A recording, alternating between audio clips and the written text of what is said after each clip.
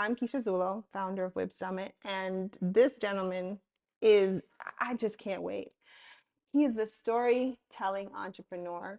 His workshop is storytelling for businesses, speakers, and leaders. And before I get into it, because I have so much I want to say, can you just share with everybody a little bit about who you are, what's your purpose and your passion? Oh my goodness, what a great question. My purpose. My purpose is twofold. There's an internal purpose I was designed for that it goes beyond money, goes beyond titles, and I'll keep that conversation to myself. But externally, my purpose is to help people find their gift, and the gift is in their story. And when they find their story, they find their message, and when they find their message, they can give it to their audience. And I honestly believe that our greatest pain becomes our strongest motivation. So behind every why, there is a story with a gift discovered. And that's what I'm bringing to the WIB Summit. Oh my gosh, we can actually stop right there because that, I mean, so gosh, I could go so many different places. What you said about finding your gift Mm, in your story and in pain, I definitely can relate to that. And that's what I am excited for the attendees, for you to meet them and bring out of them, because mm, I hear from attendees that they struggle with their authentic voice and finding their passion. Just share one tip when you meet with your clients. What's the mm. first thing? And full disclosure, I've cried the first time I met. He made me I'm cry, you sorry. guys, because he's able to connect instantly with Mm. his audience. And so, what's the one thing that you, um, when you in these conversations, bring out from someone who's coming to you for help? Well, it's interesting because if you desire to connect with your ideal audience, a lot of times it's based on your messaging, right? And usually people speak from a marketing standpoint. I'm not speaking from a marketing standpoint. I'm speaking from a human connection standpoint. And the first detail of my client experience is let's talk about the stages that you used to be in so we can speak to the audience that's in those stages today. An example would be, hey, let me ask you, Miss Keisha, you ready? Ready? Before you became this amazing event creator and business owner, Hmm. what did you have to go through to get here? Oh my goodness.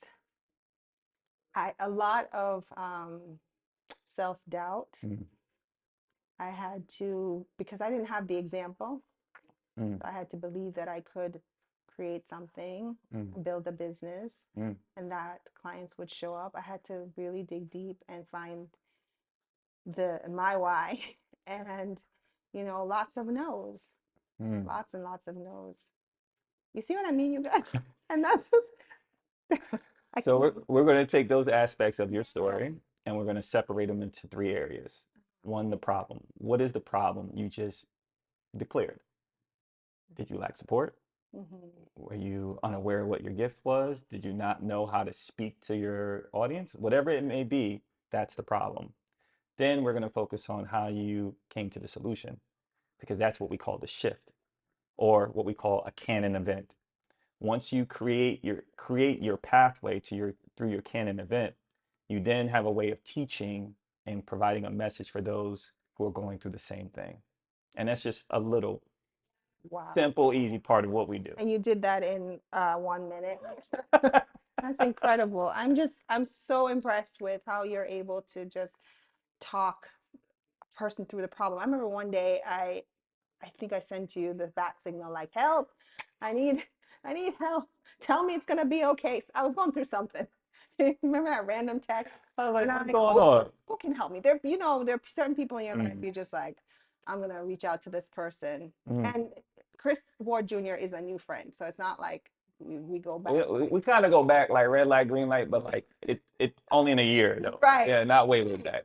But that's, the connection that he made with me is like, I feel safe enough to say, hey, I'm having this kind of day. And instead of giving me words of wisdom, because I think that's what I asked you for, Yeah. you remember what you did?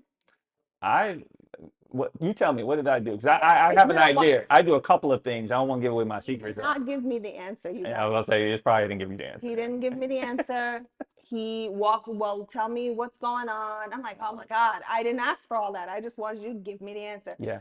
But your ability to dig deep and to ask tough questions, uncomfortable questions, where did that come from? Uh, First, I want to say I never want to give you the answer because what you need is already inside of you. We just need the roadmap to find it. So I'm a firm believer in that. Number two, I had a beautiful mother who was a trailblazer. She was in tech in the 90s, where women were not really in tech, right? Or at least respected in that space. And I remember her saying, "Hey, the one thing that they cannot take away from you is your gift. And if you find out what your gift is, you can always be a light in any place that you go." So when I hear someone saying, "Hey, I need help because I can't find what I'm looking for," I know that they're looking for clarity. Clarity doesn't come from outside of you. Clarity comes from inside of you because you were designed with a purpose. So when you called me, I said, she already got all the pieces to the puzzle. Yes. All I got to do is help her discover it, and then she will not depend on me, because that's really the secret. The secret is I'm no one's guru. I don't want to be anyone's guru, but I want to make people um, capable of depending on the tools and the gifts that God gave them. And Mhm. so that's why we did the way we did it.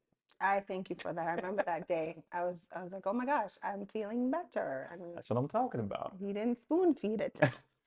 The other thing that I want to mention, because I was calling you earlier in our conversation, the human AI, Uh, and you're because the gift that you have to be able to re um, rework words. mm, I don't know how I would put it. For instance, with this year's Women in Business Summit, I wanted to change up the language of how what our audience can expect. mm, And I'll point to a specific example. So I sent Chris Ward Jr. a list of a list of what I want the audience to expect, what they can expect, hmm and who attends WIB Summit. And I said, here's my list. So I didn't, normally if you're working in Chat GPT or these AI tools, you write your words and for then sure, you say, recommend a better way of saying something. for sure. So I did that with Chris Ward Jr. Recommend a better way of saying these words. And it was incredible because what you wrote back is exactly, it's on brand with me, Mm, with, how I am and what I want to convey through the summit. And it was perfect. It was perfectly explained what people can expect. If you want to go and see the results of that conversation, go on our website, mm, but specifically introvert friendly spaces. mm. That was a really great line for you to give to me to share, because that's what I wanted to communicate. Like, if you're an introvert, but you need to connect, you need to have this moment with other business owners, this is the summit that you can come to. Where did you get your wordsmith gift from? My, they used to say I talk too much. And what they were really saying is that I wasn't clear. And I wanted to get clear with what I was sharing with people. Yeah. And my mom put me on stage at a very early age. Everybody starts off in church. That's just how it goes. You go in front of the church, and I'm nervous, just sweating bullets. I see all these people in the congregation, and then this lady, I don't know what it was about her voice, but she said, "Baby, take your time." Yeah. And when she said that, I don't know, something just clicked. I said, "Okay, how can I make it my voice? Their words, but my voice." And I practiced it. I practice and practice. How can I say this in my way and people still get it? And then after a while, it became very natural, like a second gift, because leadership is all about clarity first in self, and then articulating that to others so that they are also inspired and want to take action.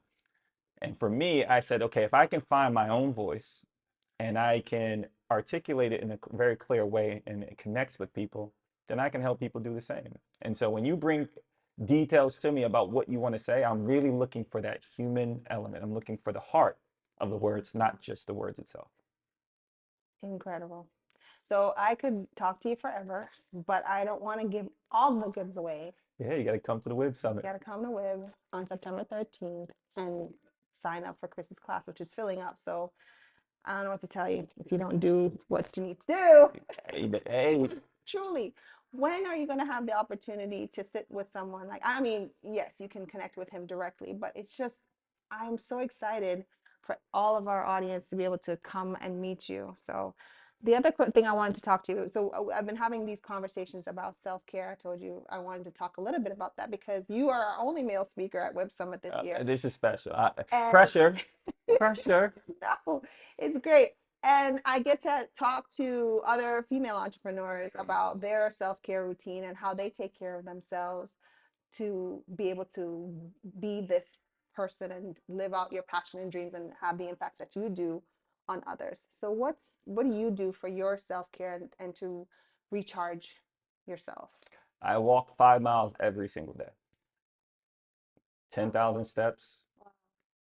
It's the clarity that I receive from just walking, Mhm. listening to nature, realigning myself. I'll listen to a great podcast or a great teaching. But that 5 miles, I don't think about anything else but being, not even doing, just being. And that has done wonders for my mindset. It's done wonders for my vision. Um, so I'll do the 5 miles a day, and I'll only work out in the gym for about 3 days a week, you know. And then it's this reflection time that I have where I'm just going through my thoughts and my skill set and just asking myself, does this still give me energy when I do it? And if it doesn't give me energy, should I let it go or should I pass it on? Wow. And then there's my family, right? My boys, my wife, they have a way of making me laugh, and as you know, laughter can uh, save a lot of years on your life, right? So yeah, my family, walking, working out, and reflection time. Awesome. I'm glad you mentioned your beautiful wife. You are both entrepreneurs. Yes. How do you support each other on this journey? Because it's not easy. And for those who are watching and have a household with dual entrepreneurs, what's the one tip that has been successful to maintain your businesses and not bring it home and still have a Uh-huh. marriage, all of that? Can you think of one thing that you guys do really, really well? Well, most people would say stay out the way. No, but don't stay out the way. I would say get intentional. I try to find pockets of where my gift can actually serve my wife. Oh, that's awesome. So I'm always looking for different ways. And uh, as you can see, I don't know much about hair. Well, I didn't, right? As you can see right here, right? But I used to go to her conferences just to learn about balayage and roots and coloring. And now she's into gray blending. And so I'm learning a little bit more about gray blending now. And then I'm doing my best to see how I can intentionally put myself in position to help amplify her voice in that space and vice versa. She does the same thing. Just recently, she gave me an idea about a book that I probably should have read. I should have written a long time ago, but when she said it, the clarity just like that. So be intentional with where you can support. You don't have to take over. Just find your little pocket, support them, and then find ways to laugh and joke about everything, even the serious stuff, because those are temporary. Circumstances are temporary. Your calling is forever, and as long as you are using your gift, you'll be aligned with your calling. Okay, I'm gonna throw this question in there because I know I said we're gonna wrap it up, but we're not. I just now I could talk to you forever. Let's do it. What if you have someone whose partner, spouse, significant other is not supportive of their entrepreneurial journey and they're thinking of giving up on it to save the relationship? That's Mm, or even not to give up and save, but they are hesitant to pursue the goal it's a great question.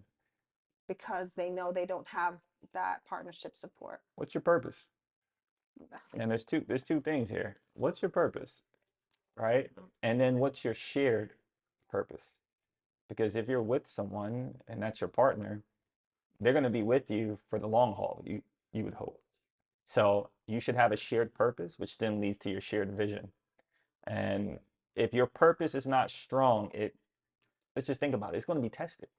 Your entrepreneurial actions are going to be tested, and you can either give up and do what everybody else does, is blame someone else, or you're going to find your voice. You're going to find your gift, and you're going to serve it to the people so that you make believers out of anyone that doesn't believe. At the end of the day, it's very much like walking those 5 miles. There's been plenty of times my wife supports it, and there's other times when my wife's like, can you just kind of hang out with me a little bit? And I said, hey, I love you, but I got it. I have to do this. 20 pounds later, she figured it. She said, okay, I see what you've been doing. I ain't gonna tell you what happens after that, but I see what you've been doing, right? So Grown folks business. grown folks business. But at the end of the day, it's really about knowing what your purpose is and why you were designed this way in the first place. And then inviting your partner to come along for the journey. And if they say no, it's okay. It's okay. Just let it go. When you start seeing the success that you've been visualizing in your life, you'll make a believer out of them, and then they will be confident enough to come alongside of you and support you. That's what I would say. Oh my gosh, nothing else. Nothing more to be said. Thank you, Chris Ward Jr. Thank you. I'm so excited. Go to wibsummit.com to register. We'll see you on September 13th. I can't wait to see you all. Love.